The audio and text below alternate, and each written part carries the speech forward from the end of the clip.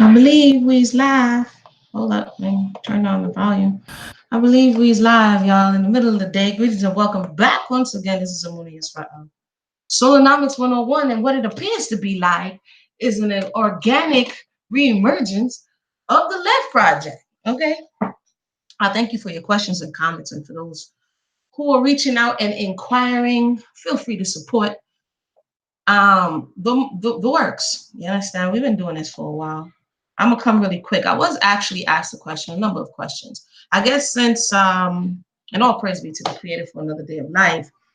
I guess since I made a certain comment concerning the relationship between the Caribbean and mainland United States, I've been had a lot of questions about surrounding this because of some of the information that I have shared. So that's cool. So one of the questions, more than one, was about ADOS. And I'm in the middle, I'm waiting for some stuff to happen at the Yummy right now, so I have to go back in a little bit. So I'm gonna make this one quick. And I was also asked a question about civil rights and the Caribbean influence in the civil rights movement. Before we can get to that point, in my estimation, there's like a chronology that it will be important to look at, that even as I'm doing this research to come in and give you some information, I'm learning a whole lot. And so much so, I think it would be easier to disseminate it by chopping it down. Just for a little background of those who may be new to the channel. Wait, hold on. And the red light, the white light look a little crazy. Hold on. Let me, wait, yeah, that one looks a little better. The white light look a little, you know. Okay, anywho, I'm gonna chop it up so that it's not so overwhelming for myself as well as you. So the question that was asked me was about civil rights. Before civil rights, there's Harlem Renaissance. Before Harlem Renaissance, there is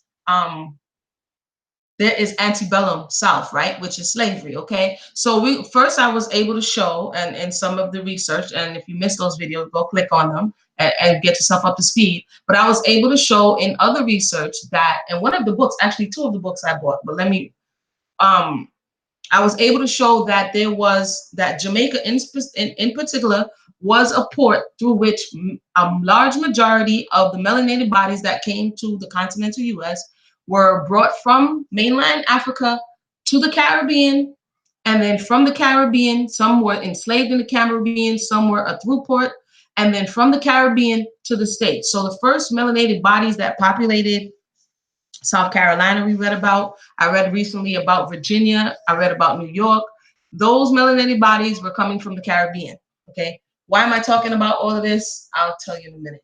But I got two books that I referenced before that I'm going to definitely read in full. And I did share out of this book, The River Flows On. And this just came this week. It's by Walter C. Rucker.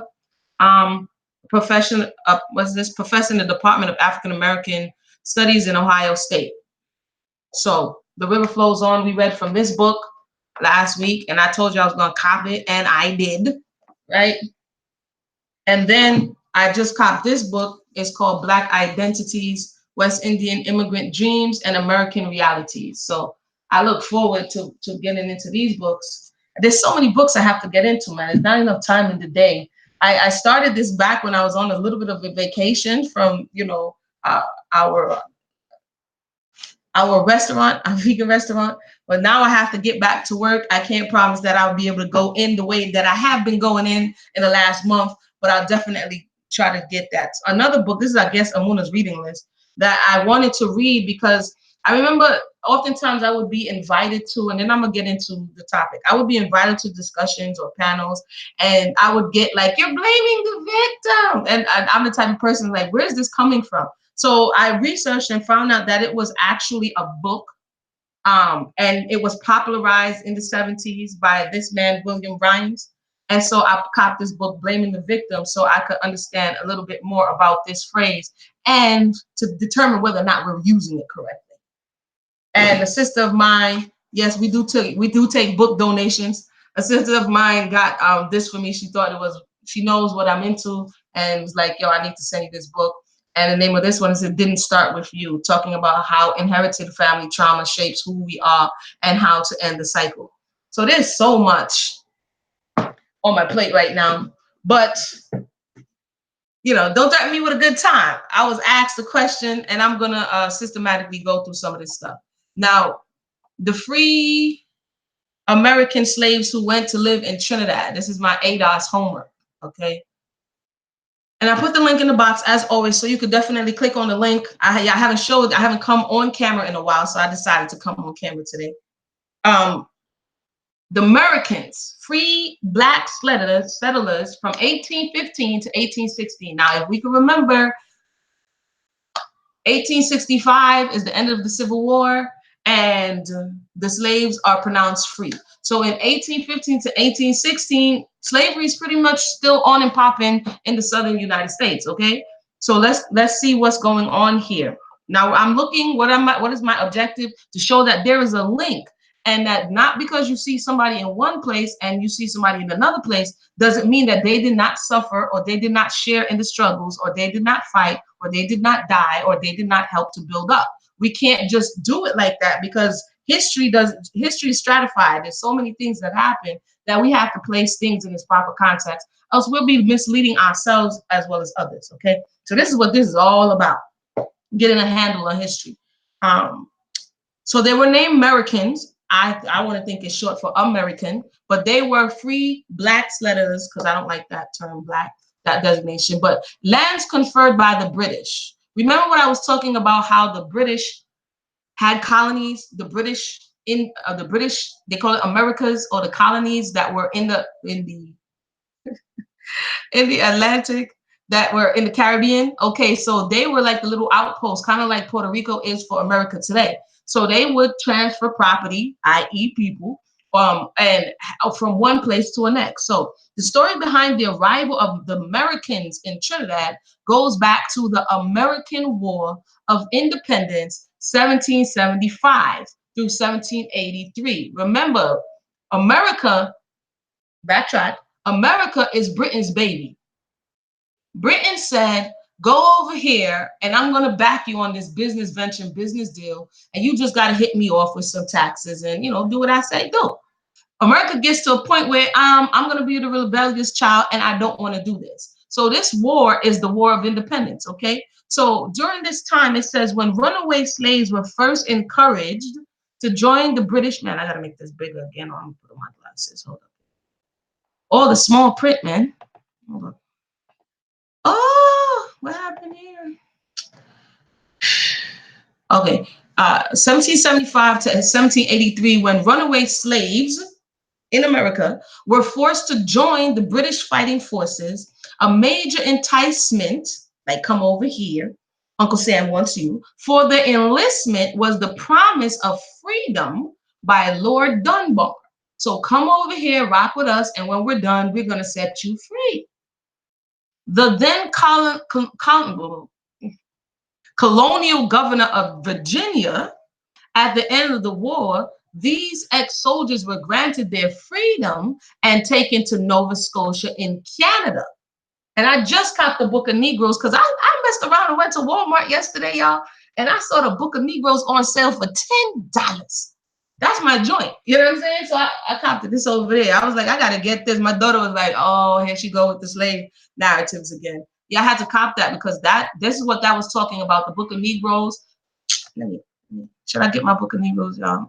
I'll get it in a minute. Sierra Leone, okay, which was an outpost on the continent, as well as Liberia, but in this case, Sierra Leone, Jamaica, and Bahamas, okay?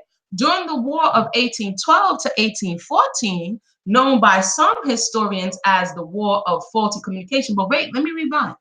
It's saying here that in the American War, people were resettled. That means they would have fought, died, some buried here, and those of their descendants would have gone to either Nova Scotia, which was a disaster because it was cold, there was no food, it was crazy, in Canada, Sierra Leone, Jamaica, and Bahamas. That means you had people who fought, sweat, died, built here, and then when they got their freedom for participating with the British, they were sent somewhere else, right? Connection.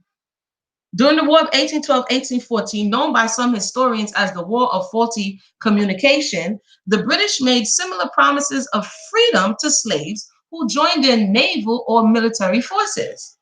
These black soldiers were told that at the end of the war, they would remain freemen and earn, you ready? 16 acres of land per head of family. Remember, we just read the other day when we was reading about proto-ADOS, how, they were promising 40 acres and a mule. Well, the British were promising 16 acres in one of their colonies. So I'll continue. Historians document that these black soldiers slash Marines were runaway slaves of the American slave owners who made up the British Army, and they were recruited into total 6 military companies. They were recruited mainly from Chesapeake Bay, shores of Virginia and Maryland, as well as from the coast of Georgia. And here's the actual proclamation. For those who just joined us and who would like to read along, the link is in the box. The actual proclamation says this: by the Honorable Sir Alexander F.I. Cochrane, okay, J.B. Vice Admiral of the Red and Commander-in-Chief of His Majesty's ships and vessels upon the North American station. Whereas it has been represented to me that many persons now residing in the United States have expressed a desire to withdraw therefrom, with a view of entering into His Majesty's service or being received as free settlers in some of His Majesty's colonies. Like, these dudes say they want to leave. I heard about it. We could use their resources, their labor to fight against the rebels, right? That's rebelling against their parent, Daddy Britain. It says, this is therefore to give notice that all who may be disposed to immigrate from the United States will, with their families, be received on board His Majesty's ships or vessels of war, or at the military posts that may be established upon or near the coast of the United States. We'll take you, exactly, to one of our colonies, when they will have their choice of either entering into His Majesty's sea or land forces, or of being sent as free settlers to the British possessions, the islands, in North America or the West Indies, where they will meet with due encouragement. Given under the hand, this is the proclamation of at Bermuda, this 2nd day of April, 1814, Alexander Cochrane. So this is still in the time of slavery. This is runaway slaves who fought with the British, who ended up going to Trinidad. So let me just jump down here. I'm not going to read all of it because I put the link in the box, but I just wanted to bring it to your attention. Free black landowners. These ex-slave, ex-soldiers, now landowners, spoke an abbreviated version of the language, which was attained by either dropping the first letter or two of the last letter off the words. The word American went through a similar mutation. They meant to say that I am American, but instead they said I am American. And that's why some Caribbean people say you come from America. America, they drop off the A and they say America and you're American. They still say that to this day, right? To the Americans, their plots were blood lands, that is, allotment earned by military service. Corn, potato, bananas, cassava, and rice were the crops planted. Rice was especially valued for its durability because it could be stored all year round without losing its nutritive value or taste. It is said that these free black Americans settlers brought rice to Trinidad for the first time. Because remember, rice would have been in where? South Carolina and the Low Country, where they would be planting this, right? And they would have had that knowledge. It says, thus they added to the diversification of the economy and gave the island a valuable staple. The 10 years between 1817 and 1827 were successful years for the company villages. These American settlers birthed their own lands and on neighboring estates during crop season from January to April. And it is said that by 1825, they were producing 2,000 barrels of corn and over 400 barrels of rice. Now, the total number, some people will say, well, how much was it, sis? The total number of American settlers who arrived in Trinidad between May 1815 and August 1816 was approximately 781 men, women, and children, out of which 574 were the disbanded ex-soldiers. The men outnumbered the women. Okay, so 781, that's a significant amount to have been moved from one space to the next. So 781 enslaved individuals who were enslaved here. We don't know where they came from. So whether or not it was a forward migration or backward migration, right? But they earned their freedom from fighting with the British, and they took themselves and their families and they got plots of land and they farmed. Now, if you later on see them coming back, it wouldn't appear that these people are actually blood, sweat, tears fought here. It would appear that they are immigrants who are coming to, and I have to keep saying it because people might have missed why this is so important, who have come to like steal all of the resources like locusts, right? But these little known stories and these little known narratives, as we saw the one before, and I do move my hands a lot, so thank you for bearing with me. As we saw the ones before, they begin to add up, okay? And then if you read more, you will read about the obstacles of the American settlers in Trinidad. You'll read about the differences between what was there and what came there. You'll read about some more notable American settlers, their traditions. So they came from, all of them came from mainland continent, but they went through the Caribbean to America, and then some went back from America after doing their bid, because that's what it is. You're doing these bids. After doing their bid in America, they get back to wherever it is that they were shipped to. So that's kind of what I wanted to bring forward with you. I will come back and talk more about, I will come back. Oh, I wanted to read the poetry real quick. I will come back and talk more about what I found on the next migration. So this would have been during antebellum slavery. This is a migration of considerable amount. What is it? 784 bodies. That's considerable.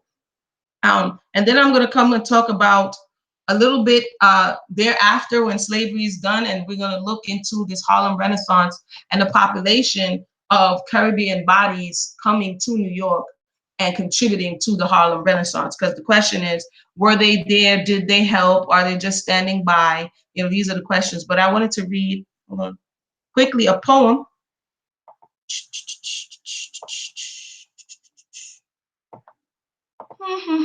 Hope you're learning something. Hope we're learning and growing and edifying one another. If you have any questions or comments at this time, feel free to leave it in the box, because after this poem, I will check them out and then I will have to run back to the shop. Okay, American Crock of Gold. Lands that lie fallow do nothing for anyone. Lands that lie fallow do not add to the economic fabric of the nation. We need help to burnish our thoughts, how to develop the lands to which our forebears were brought. Agriculture as an industry we must be made to see is the activity that will bring wealth for you and me. 16 acres were given to the head of each household. Together with freedom, that was their crock of gold. The history and the land are the legacies left by men who built villages called the companies. A heritage center, a replica village and museum will be fitting tribute to hallowed ground.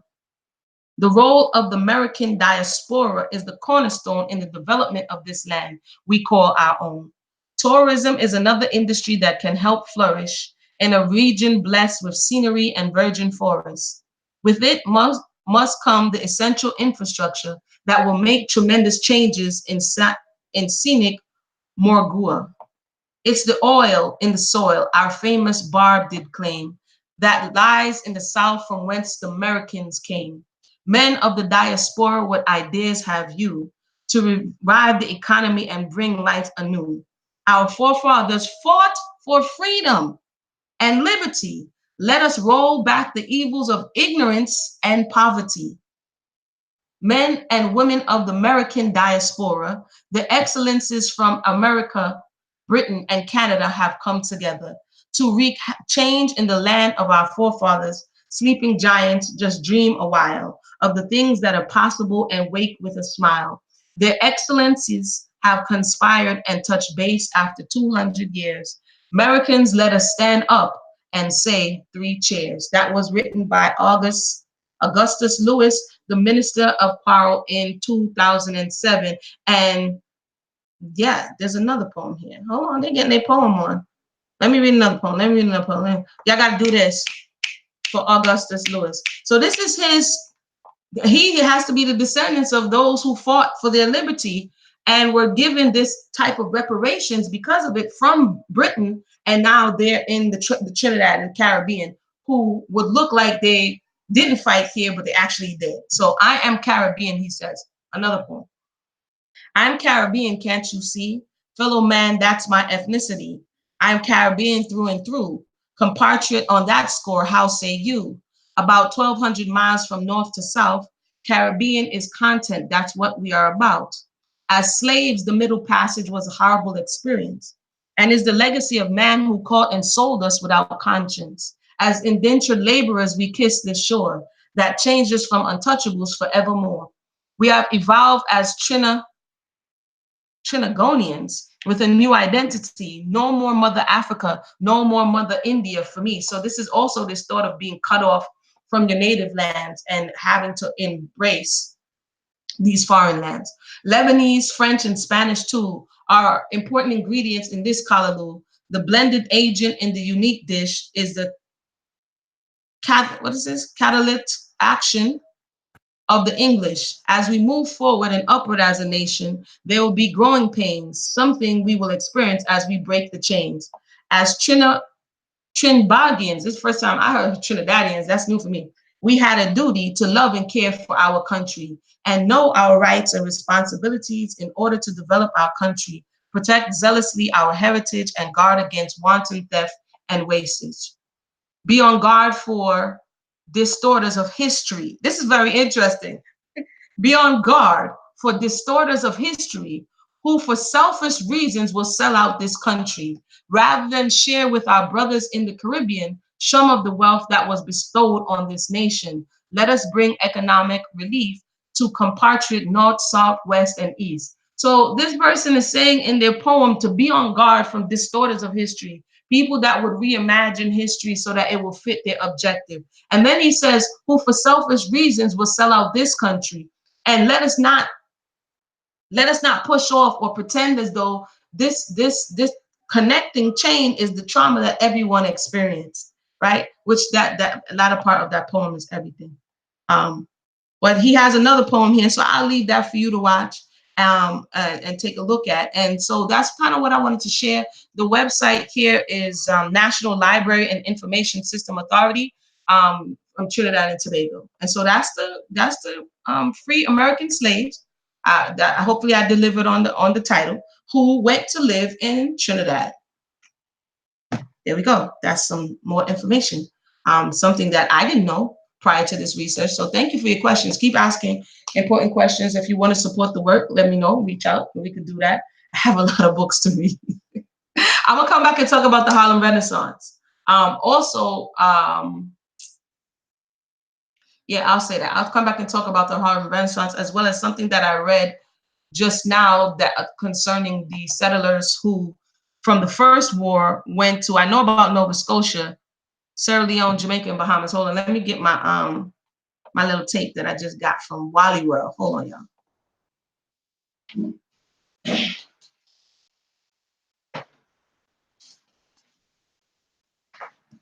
Yep. I guess I'll do my unveiling here on camera, right? I was serious. See that? Blam.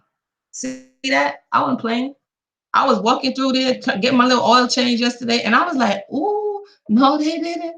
No, they did not put the Book of Negroes. One time when I was doing research, I had to go back and get like the little stream because I couldn't find it anywhere. I think it broadcasted in Canada. It did. It broadcasted in Canada, and then BET broadcasted it here. I think it was like 2 years ago. So let me do my unveiling. Let's look at what is in the Book of Negroes. We just read about the relocation of melanated bodies to Nova Scotia, Sierra Leone, Jamaica, and Bahamas after the American War, which I have to research more about that, and I'll come back and share. But I'm gonna open this for now because I didn't even open it yet. I just got it yesterday. All right. It includes 28-page story by Lawrence Hill. So let's see here, y'all. Beauty fades, strength you keep forever. This is my movie right here. This thing was good. It was good. Yeah, let me do the whole grand reveal. Whee! Let's see here. Oh yeah, that's the cover right there. This is the story, and then she ends up going to and these are, it's a 3 disc thing, and then bam, then the book comes with it. The book comes with it, and it gives you like some history. It gives you some history. Uh-huh.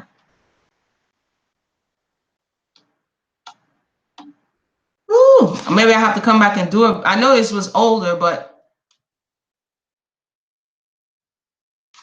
I have to come back and do a little review and bring this one back up again because this one was good. Oh, let me go ahead and put my thing away all nicely and stuff. Hold up, hold up, hold up.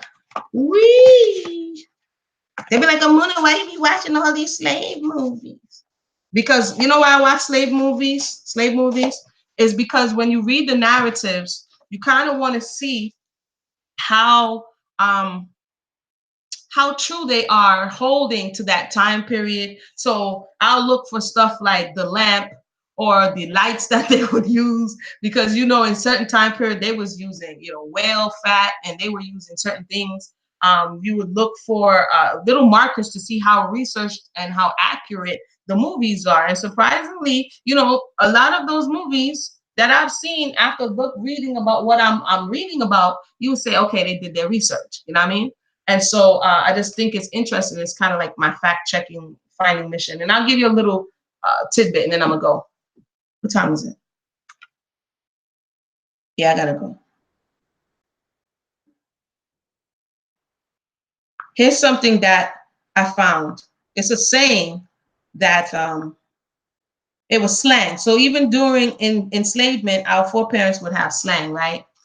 Hey, Chris Harris, what's going on? This is the end of the show, but it's all good. You could go back, click the link, and get the information I shared. There was a slang that they would have for getting beaten and getting whipped, right? And so for trivial offenses, there were some slave masters who would employ the 30 and 9. How many people heard about 30 and 9? They would employ this whole concept of 30 and 9, which is basically 39 lashes, but they would say it 30 and 9. So if something happened or if they did something, they would be like, yeah, man, I got 30 and 9. You know what I'm saying? Instead of a jail sentence or whatever the case may be, that would be either the cat o' nine tails or whatever it is that they use to beat or whip them with. Um, and so 30 and 9 is one of the things that they would say, and you would kind of know what that meant. And so when you heard of some type of beating or punishment exceeding these 39 lashes, you know that it was extreme. And even 39 lashes are extreme, but there were some people who would go above and beyond those 39 lashes. There are stories of them taking women, and if you are pregnant now, or please don't get stressed out. If you need to turn it off, turn it off. But they would they would lay you down face first. Not all, and that's another thing I have to say. There were so many people who would say their master never hit them, their master never beat them. So if you had a cruel master, then this person would do whatever the case may be. If you didn't have a crew master, maybe you weren't beat in that sense, but you were controlled in a certain manner. But for the pregnant women, some would dig a hole in the earth where her belly can fit, because you know it's all about the slave baby, because the slave baby is worth money on the market. So they would dig a hole as not to injure the fetus and lay her down face forward so that they can beat her without injuring the fetus. That was another wild thing that I came across. There's many things concerning, I keep saying I'll leave with this, but y'all know once I start talking about this stuff, it's concerning like the thought that black people like to steal. A lot of the Europeans, as we know, were trying to see how most efficiently they can run their plantation, making sure that they ate the most of the profits, and that the overhead cost was very low. And so part of that was skimping on the food. And so after, you know, a long day's work in the field or wherever you're working in this, wherever you're working and you're hungry, the thought is that many of the enslaved individuals would be like, yo, forget that. You know what I'm saying? And so they would be hungry. And so they would have to engineer ways in which to get food, whether it be to take it out the field when he's sleeping, whether it be to scrape a little bit off from the kitchen, because, you know, they would give them just enough to survive, not all, but some, just enough to survive. And so this thought of Negroes stealing and having a proclivity towards theft comes from the abuse that was dished out to them, not giving them sufficient amount, and then being upset that they went to go take to satisfy their hunger. So some would take a sheep, some would take a goat, some would take a chicken, you know what I'm saying? Some would take the food out the field. It really depends. And then the slave master would be upset because he felt as though, oh, you're stealing from me, which was, this is why I say, when the more you read, the more you will look at it as like an abusive parental abuse, because the patriarchy, this peculiar institution of slavery, was viewed as the parent, okay? And the children were the melanated bodies that they exploited. This is why they wanted to call you boy, and come here, boy, and what you doing, girl, and you know what I'm saying? So this diminishing of your humanity came with the desire to control you in every way, mind, body, and soul, right? And so when I look at it through that lens, it helps me to understand the levels of abuse and why certain things that one is looking for from them may not come to fruition because of the very nature of this trauma bond, or the very nature of this relationship. I will say one other thing concerning, we can understand it in this context, concerning the continent. Some people are right now are upset with the continent, right? They never came for me. You never looked for me. So consider it like this. You have a birth mother and father.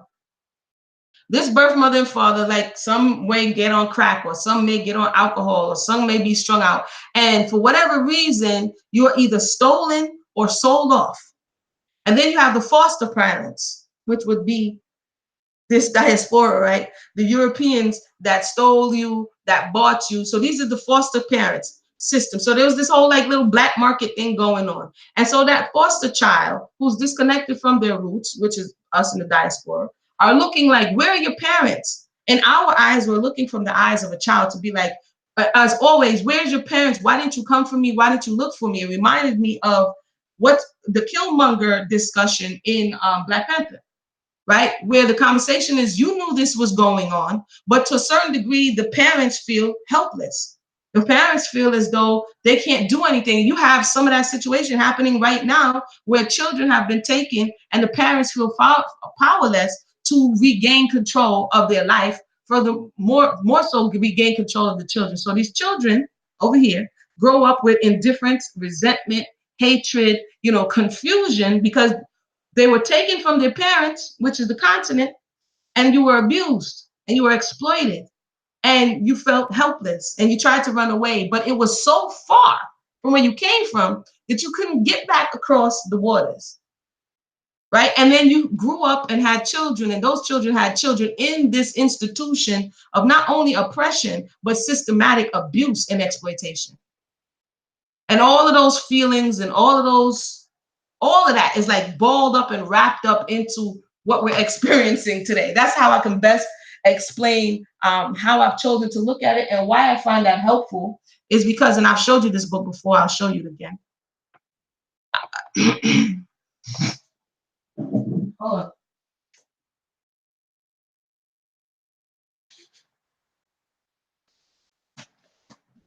Oh, I gotta drink some water. Like, I'm only got 51 and 100 million books that I'm trying to read, but I did read this book.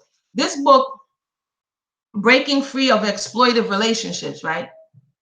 People say Stockholm syndrome, right? That was just coined after whatever the case may be. But this one is talking about the trauma bond. So there's a trauma bond between many people.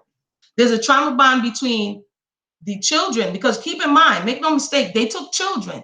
They took children of prime age, young men of prime age, and young women of child age. That means the children, the babies were left, and the elders were left. So that knowledge base was left, and the next generation was left, and they took the prime and they transported the prime in order to build, would use their strength to build here. In books such as this, although he does not speak about slavery, go figure there. What he does do is speak about what situations would cause a trauma bond. Let me get it real quick. And what it looks like and how to begin to deal with it. I'll read this shortly. Betrayals that cause horrendous, because we feel betrayed. There's many people who's upset with the continent because they feel betrayed. You didn't come for me, you sold me. When I got another book that I read, because there were people who couldn't come to grips or terms with the fact that, yes, there were some who weren't complicit, but some who were complicit. And that betrayal of being sold, that feeling is still there, okay? Betrayals that cause horrendous and long-lasting traumas are the worst.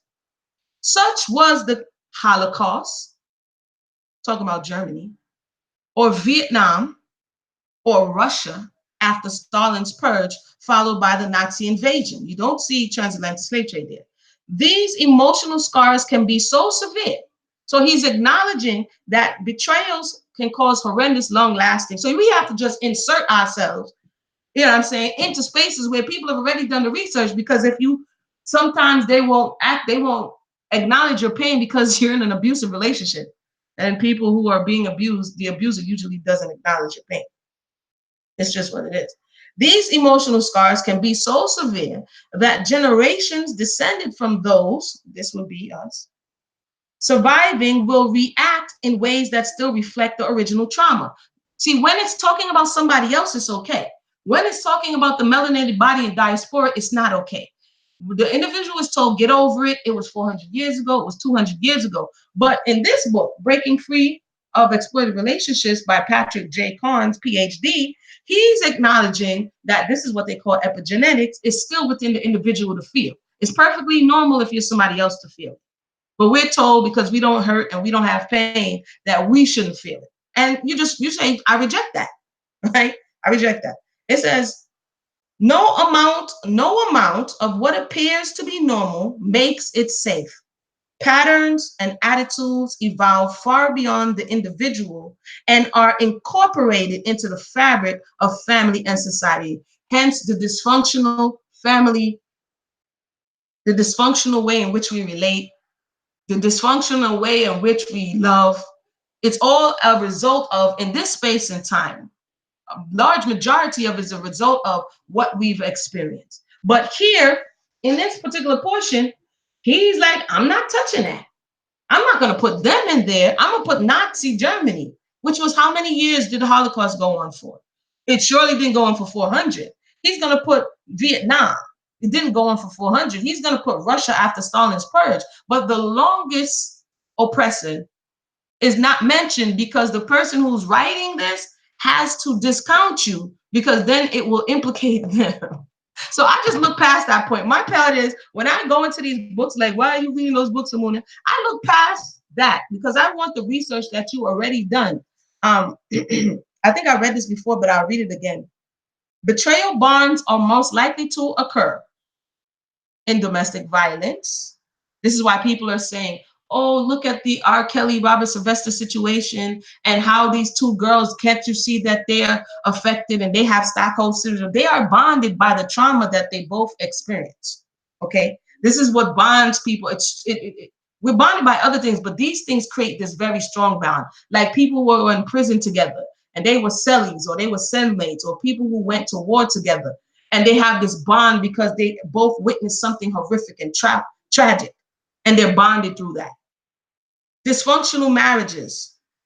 Why can't you get out the marriage? Like looking at Bobby and Whitney and looking at the dysfunctionality of the marriage, and but yet still they're so strongly bonded at one point, then people are looking like, I don't understand. Exploitation in the workplace. The workplace, melanated people experience domestic violence, dysfunctional marriages, being married off to people you didn't know, being raped by the master, being denied marriage, right? So exploitation in the workplace, this is another one. On the job, on the literal plantation, bodies were exploited. Religious abuse. There was a article that came out recently that was called the Slave Bible. that they actually took out bits and pieces of the Bible and compiled this slave Bible that was only going to give them what they wanted them to know. This is real talk. Litigation. Again, I think I read for you guys before that the slave was not allowed to testify against their master, but you were, however, allowed to testify against your brother or sister if it was in the favor of your master. So when we talk about why are the melanated person quick to draw down their own kind, but when the master does something they're not. I just heard somebody getting upset with Tachina Arnold. I didn't listen to the whole thing, but because of the comments that she made, the observation that she made is based in history. You were not allowed to testify against a European, but you were allowed to testify, to rat out, you were obligated to rat out and testify against someone who looked like you. That was historical. So when we see it today and we see someone quicker, and it's safer to tear down your brother and your sister than it is to tear down someone that doesn't look like you. That is with, and I have to get that. I think I shared that, but I'll get that again. Kidnapping, we know that happens. Sometimes you have kidnappers who begin to, this is what that Stockholm syndrome is, the kidnapper who now begins to trust in their perpetrator. So that whole thing, hostage situations, our foreparents were taking hostage, cults, addictions also cause trauma bonds. So the person you get high with and the person you get drunk with and the person you go to the casino and gamble with and the person that you are having sexual intimacy with or the binging partner, all of these high risk behaviors, that person who you like ride or die, we're going to ride out. You guys have a bond, but it's a negative bond, right? Incest and child abuse, which we know happens all over the place. I keep saying I have to run, but I wanted to read an incest story. I guess I'll come back a little later because I still have to do some more research on the Harlem Renaissance. But the incest story about child abuse, I have